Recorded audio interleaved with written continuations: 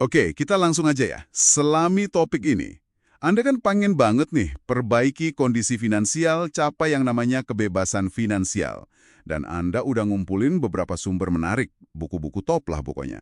Nah, misi kita di Deep Dive kali ini, kita mau gali. Apa sih sebenarnya makna kebebasan finansial itu berdasarkan sumber-sumber Anda ini? Soalnya, ternyata ini lebih dari sekedar angka di rekening bank ya.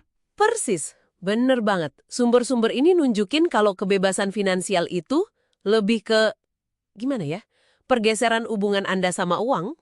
Hubungan sama uang. Iya, jadi rasa cemasnya itu berkurang, terus kendali kita makin kuat, dan akhirnya punya ruang buat ngejar hal-hal yang emang penting buat Anda. Oke. Jadi ini pandangannya utuh gitu, gabungin soal finansialnya sama psikologi, sama kebiasaan juga. Menarik, menarik. Jadi, kalau gitu kita mulai dari mana nih fondasinya? Kayak buku Rich Dad Poor Dad itu kan dia nge-highlight banget soal dasar ya. Bedain aset sama liabilitas. Aset itu yang ngasilin duit buat kita, liabilitas malah nyedot duit, gitu kan? Betul. Intinya jadi bukan soal gajinya berapa, tapi berapa banyak yang bisa kita simpen. Iya, dan bukan cuma disimpan, tapi dibuat kerja lagi buat kita. Nah, itu dia. Konsep simple, tapi kayaknya sering kelewat ya. Sering banget. Dan ini nyambung erat sama ngelola utang secara cerdas. Oh iya, utang. Kayak yang ditekankan di The Total Money Makeover atau The Millionaire Next Door. Kuncinya jelas sih, hindari utang konsumtif yang bunganya tinggi itu. Oke. Terus hati-hati juga sama jebakan inflasi gaya hidup. Itu. Pendapatan naik, pengeluaran ikutan naik. Lebih kenceng ya. Penting banget di sini. Maksudnya? Ya, prioritaskan nabung sama investasi dulu, gitu, sebelum buat pengeluaran lain. Sip, ngerti. Terus soal investasi nih. Buku The Simple Path to Wealth. Itu punya pandangan menarik ya. Katanya strategi investasi yang ribet itu seringnya malah lebih untungin penjualnya. Iya juga ya. Jadi, mending pendekatan yang simple, biaya rendah, fokusnya jangka panjang, sama manfaatin compounding, bunga berbunga, itu. Betul, biar uangnya kerja keras buat kita. Kata Kiyosaki kan, ini bukan judi kalau kita tahu apa yang kita lakuin. Benar. Nah, ini nih, bagian yang menurut saya juga krusial banget, psikologi uang. Nah, ini dia. Ini fundamental banget. Kenapa sih orang yang pinter finansial aja kadang bikin keputusan aneh soal uang? Iya, kenapa tuh? Buku The Psychology of Money itu jelasin kalau keputusan uang kita itu lebih banyak didorong sama perilaku, emosi, pengalaman pribadi. Bukan sekedar logika atau spreadsheet ya? Jauh. Terus ada lagi, Secrets of the Millionaire Mind, itu ngenalin konsep cetak biru uang. Cetak biru uang? Apa itu? Itu kayak keyakinan bawah sadar kita soal uang. Kerjanya kayak termostat gitu, tanpa sadar ngatur batas sukses finansial kita.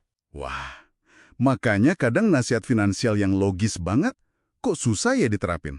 Benar banget, karena kebentur sama program di kepala kita itu. Kuat juga ya konsepnya. Terus gimana dong cara ngubah cetak biru atau kebiasaan jelek itu? Nah, disinilah buku kayak Atomic Habits itu relevan banget. James Clear ya? Iya, jadi lupakan usaha yang gede-gedean tapi cuma sesekali. Fokusnya mending bangun sistem.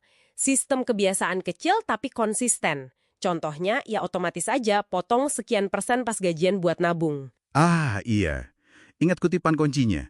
Kita itu nggak naik ke level tujuan, tapi jatuhnya ke level sistem kita. Gitu kan? Persis, jadi bikin kebiasaan baik itu jadi gampang, jadi otomatis. Oke. Masuk akal. Dan ini nyambung juga ke soal ketahanan emosi loh. Emosi. Gimana hubungannya? Ya, buku-buku soal emotional intelligence atau kecerdasan emosional itu nunjukin ada korelasi kuat antara IQ tinggi sama kinerja puncak, termasuk soal finansial. IQ tinggi itu maksudnya kita bisa kenal, paham, sama ngelola emosi sendiri dan orang lain gitu ya? Betul. Jadi kemampuan ngelola stres itu penting banget, terus bisa nerima kalau kita nggak sempurna, kayak kata Brené Brown, sama bangun optimisme yang realistis. Ini semua bekal buat ngelewatin naik turunnya perjalanan finansial, kan nggak selalu mulus. Bener juga sih. Oke, jadi kita udah paham nih dasar finansialnya, terus jebakan psikologisnya. Pertanyaan berikutnya, gimana caranya biar maju terus, konsisten gitu? Nah, itu dia. Banyak sumber kayak I Will Teach You to Be Rich nunjuk ke satu strategi praktis yang ampuh banget. Apa tuh? Otomatisasi. Otomatisasi ya? Kayak transfer otomatis buat nabung atau investasi itu. Iya, bener banget. Otomatisasi ini sebenarnya kayak kita mendesain lingkungan kita biar sejalan sama tujuan finansial. Jadi perilaku baik, kayak nabung, investasi, itu jadi jalur yang paling gampang. Nggak perlu mikir lagi tiap bulan. Jadi ngilangin godaan buat nunda-nunda atau pakai uangnya buat yang lain ya? Tepat.